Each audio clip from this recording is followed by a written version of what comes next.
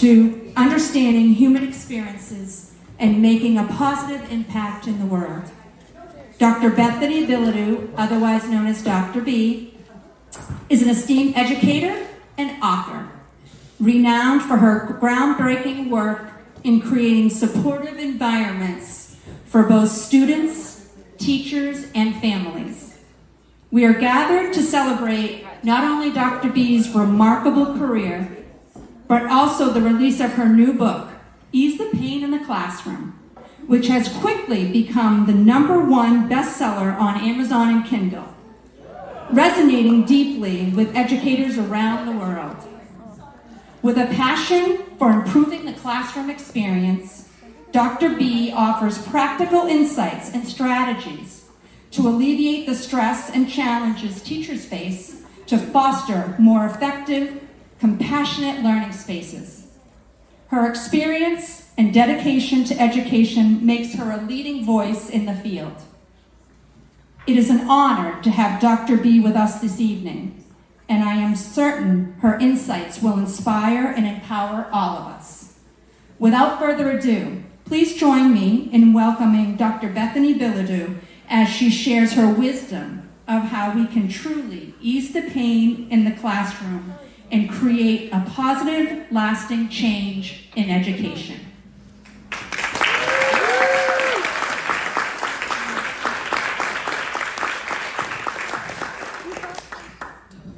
Good afternoon. Thank you all for coming. I really appreciate it. I'm so happy to have you all here to join us for Ease the Pain in the Classroom, a guide to safety and regulation. We work with students with disruptive behaviors, and I have the best job in the world. I love my work. I can see the difference in the lives of students and educators, and I am so fortunate to work with so many. 55% of teachers say that they will leave the field of education before they planned due to burnout, according to the National Association of Education in 2022. That statistic is why we wrote Ease the Pain in the Classroom, a guide to safety and regulation. Our goal is to decrease that percentage by giving educators simple and effective strategies that address the student challenges of today. I want to say some thank yous. First of all, Sarah Patnow for the amazing visuals that she creates. She has a miraculous ability at transforming my chicken scratch into beautiful and impactful representations. So Sage is going to show us one of mine. Do you like the blah, blah, blah, blah, blah at the bottom? And then Sarah's. So much better, huh? I would also like to thank Chelsea Chevery. She is not only a top-notch copy editor, but she also contributed a ton to the research of this book. Emily Picard also contributed to the research of this book as well as to the conclusion. She truly could have a career as a greeting card writer. Much appreciation to the Guilford School District and Esther Kennedy, where our services actually started. The willingness to be creative and meet student and staff needs is evident in the schools, and we actually have one of our very first students here tonight and his family. Our beta testers, teachers, parents, and students who contributed were outstanding, and I so appreciate the willingness to share and that you came tonight. And a huge, mountainous thanks to the entire Core Methods team and the Behavior Bootcamp team. They are truly changing and saving lives. I wrote this book to address today's need for better strategies and techniques to allow educators to teach and students to actually learn. We wanted a tool that educators could use to address a challenge and have a strategy that they could use immediately and see results. So without further ado, we're going to read a few sections out of the book.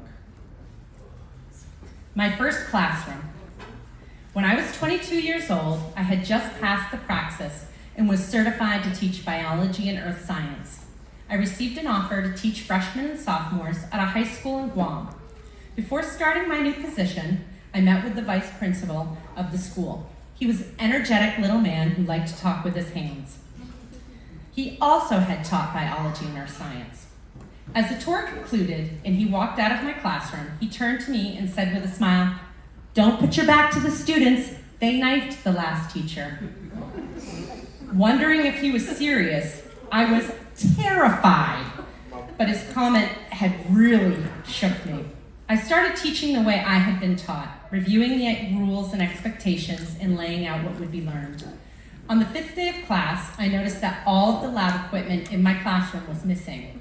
The microscopes, test tubes, Bunsen burners, everything.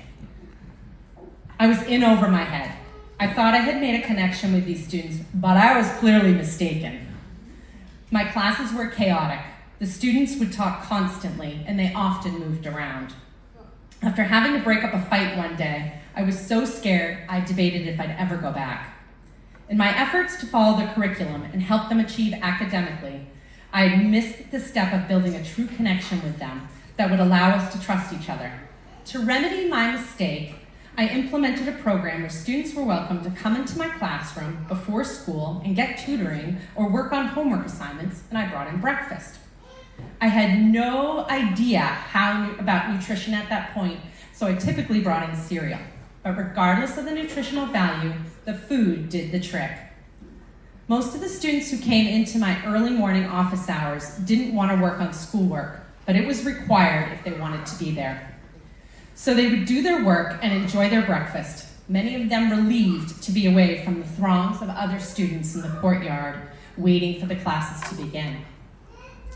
They kept coming, and over time, the number of students grew. The program that I started gave the students who were concerned about their own safety a safe place to be. Soon after, I implemented a lunch program too, and I saw the class results improve even more. I talked to the students and learned that many of them had not had successful academic careers. They had challenges learning and being attentive in a typical classroom setting. I found that they understood the material better when we would relate the concepts to the nearby forest ecosystem or the tide pools that were near the school. One day a student came to me and said, "Miss, I need you to call my dad because he'll never believe I got an A." I laughed and called his father, who indeed thought it was a prank call. It took quite some convincing to prove to him that Jesus was indeed passing my class with an A and that he was in fact doing refrigerator-worthy work. I had to explain that concept also. I would often take the classes out of the school to the forest or the tide pools, which the students loved. I, however, did not realize that permission was needed for that sort of activity and was subsequently reprimanded for taking students off grounds. When I moved back to the United States in 1997, I worked for a brief time as a long-term sub. At that point, I had developed a clear understanding of the need to create safety first and decided to devote my primary focus to changing behavior. Attempting to keep up with curriculum and changes in the behavior field was daunting. I found myself continually drawn to the students who were struggling and realized that I was able to provide techniques to help them be more successful in school. This was the area where I thought I could make a difference and help students who were struggling. The next section we're going to read.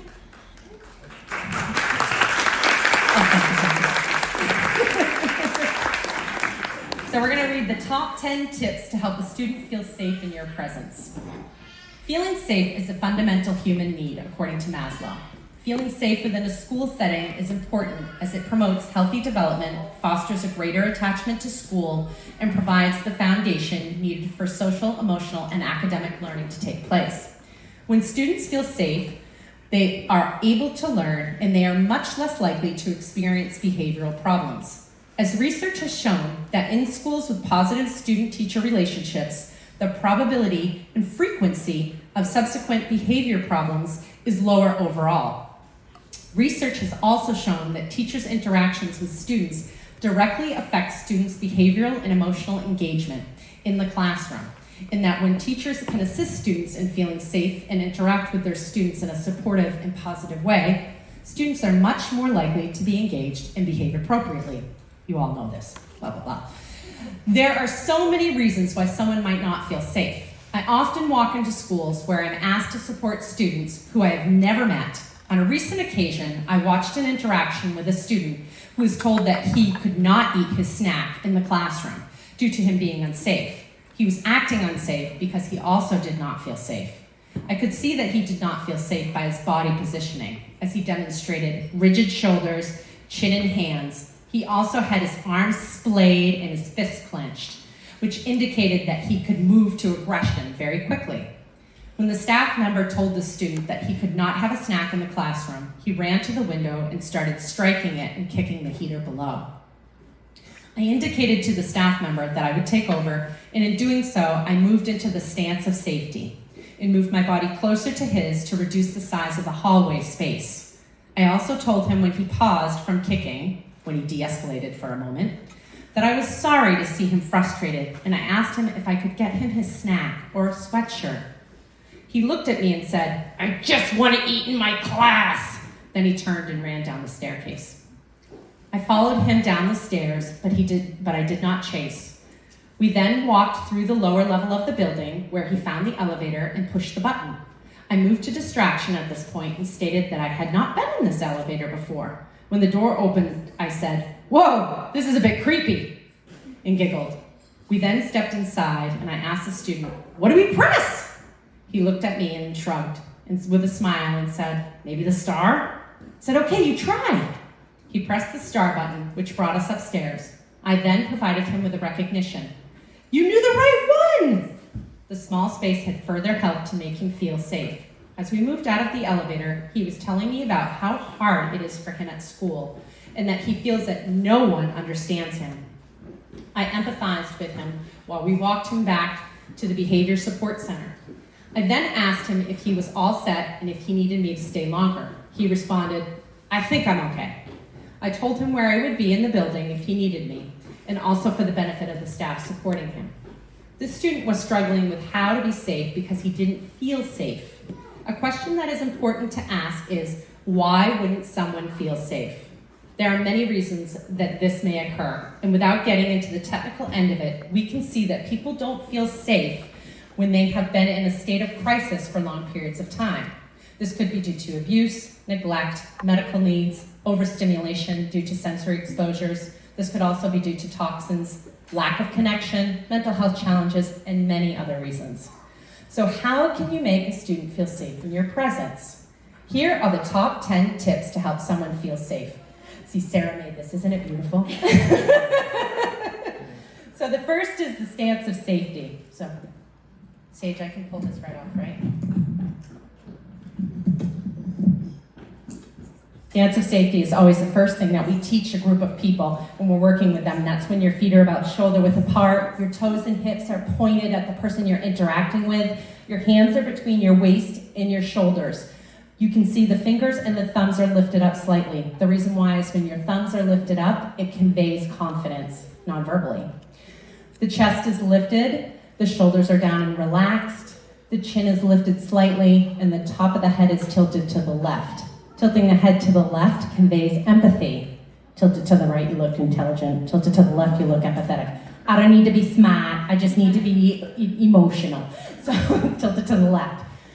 You keep your eyes wide, your mouth is slightly open. The reason why is when I put my lips together, I'm of the progressed age where I have these, yes. So you keep your mouth open, it makes you look warm and inviting, the chin lifted. That body stance oftentimes has people regulate very, very quickly, just through the process of your body. I almost always dress in layers where I have scarves and all sorts of things on me so that I can take them off and use it as a comfort item for the individual. Slow your movements and reduce volume helps significantly as well. Reducing sensory exposure, overhead lights, things that are moving. Humans track movement and sound when they're moving to crisis. So making sure that you reduce those things will help significantly.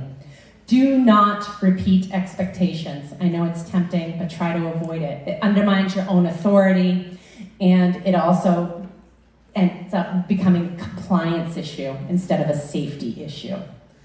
Reduce the size of the space. This is a big one that I work with people, even if you're moving into someone, to try to reduce the size of the space. If you're in a large area, you're going into a crisis event, it is an inclination, natural inclination, to try to fill up that space with your sound or with your body. so the behavior is going to become more intense. Caving helps great, whether it's under a table, on using a hood or a hat if that's permitted. All those things can help.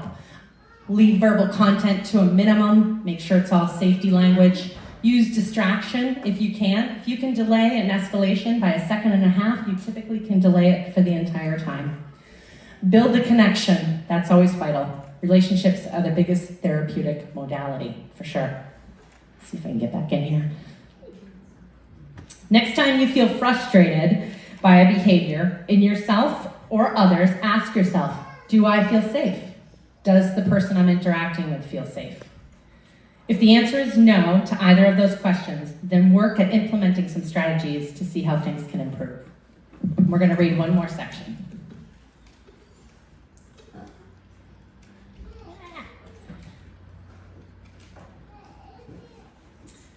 Spot the signs of aggression instead of leaving it to chance.